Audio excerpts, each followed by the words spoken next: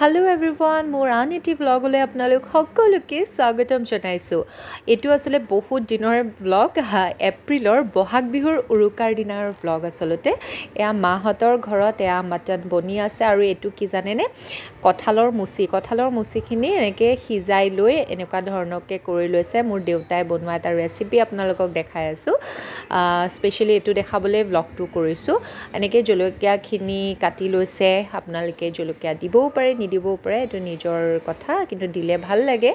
এনেধৰণে জলকীয়াখিনি কাটি লোৱা হৈছে আৰু এই যে সিজাই থোৱা কঁঠালৰ মুচিখিনি তাতে দি দিছে। লগতে নহৰু পেষ্ট, আদা পেষ্ট, তাৰপিছতে ইয়াতে দিয়া হ'ব ধনিয়া গুড়ি, জিৰা গুড়ি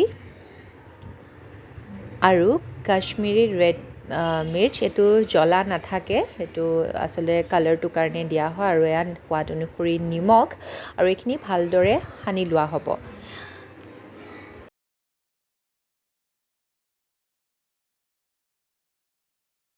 এইখিনি ভালদৰে মিক্স কৰি ইয়াতে দি দিয়া হৈছে বেচনৰ গুড়ি, এয়া বেচন, আৰু তাৰ লগতে অলপমান দিয়া হৈছে কৰ্ণফ্ল'ৰ, যিহেতু মঠিব লাগিব। আৰু এনেকৈ ধৰণে ভালদৰে তাৰপিছতে সানি ল'লেই হ'ল। আৰু এনেকুৱা ধৰণৰ শ্বেপ আপোনালোকে যিকোনো ইচ্ছাৰ শ্বেপ দিব পাৰে, বল কৰিব পাৰে বা চেপেটা কৰিব পাৰে, দীঘলীয়া কৰিব পাৰে, যেনেকুৱা ধৰণৰ কৰে সেইটো আপোনালোকৰ নিজৰ কথা। তাৰপিছত এনেকৈ ধৰণে আমাৰ চেপেটাকৈ কৰি লৈছে দেউতাই, আৰু এইখিনি ধুনীয়াকৈ এটা এটাকৈ থৈ যাব। গোটেইখিনি আপোনালোকক যিমান পৰিমাণৰ লাগে সেইখিনি বনাব পাৰে, আৰু বাকী নালাগাখিনি আপোনালোকে ফ্ৰিজত থৈ নেক্সট ডে আকৌ বেলেগ শ্বেপ দি পেলাই আপোনালোকে খাব পাৰে। এয়া গোটেইখিনি বনোৱা হৈ গ'ল, আৰু এয়া পেন এখনত এনেধৰণে মিঠাতেল দি ফ্ৰাই কৰা হৈছে। যিহেতু সিজিয়ে আছে, কঁঠালৰ মুচিখিনি সিজাই লোৱা হৈছে, গতিকে বেছি সময় আচলতে নালাগে। ৰঙচুৱাকৈ ফ্ৰাই কৰি পেলাই নমাই দিলেই হ'ল দুইটা ছাইডে।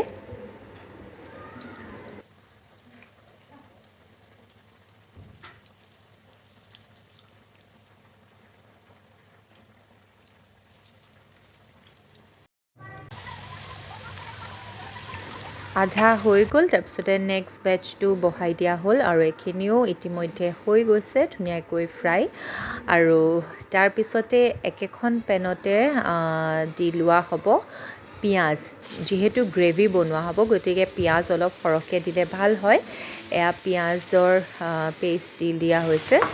পিঁয়াজখিনি ভালদৰে ভাজি তাতে সোৱাদ অনুসৰি আকৌ নিমখ, হালধি, লগতে জিৰা, ধনিয়া গুড়া সেইখিনি দি দিয়া হৈছে।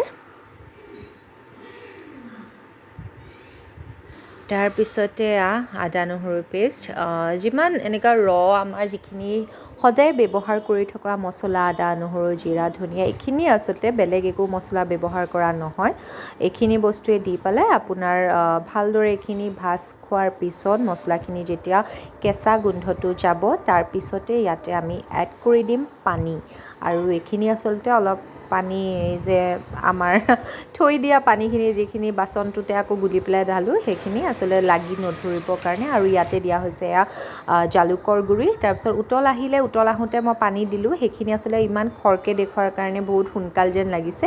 তাৰপিছতে এক উতল অহাৰ পিছত পানী দিলে, পানীখিনি উতল অহাৰ পিছত এয়া দি দিয়া হৈছে কঁঠালৰ মুচি যিখিনি বৰ বনাই থোৱা হৈছে, আচলতে কোফটা, এইটো কোফটাখিনি হৈ গ'ল। আৰু এয়া আমাৰ খানাও ৰেডি হৈ গ'ল, মাটন, ফিছ কাৰী, আৰু এয়া হৈছে কঁঠালৰ মুচিৰ কোফটা। হয়তো কিছুৱে খাইছে, আৰু কোনোৱে যদি খোৱা নাই তেতিয়াহ'লে আপোনালোকে এবাৰ ঘৰত ট্ৰাই কৰি চাব, বিৰাট ধুনীয়া হয়। আচলতে আজি বহাগ বিহুৰ উৰুকা বুলি মোৰ শহুৰ শাহুৰক মাহঁতে ডিনাৰ কৰিবলৈ মাতিছিলে, আৰু এয়া সকলোৱে খুব ধুনীয়াকৈ খালে। তাৰপিছত বিহুৱান দিয়া হ'ল, আৰু সকলোকে শুভৰাত্ৰি।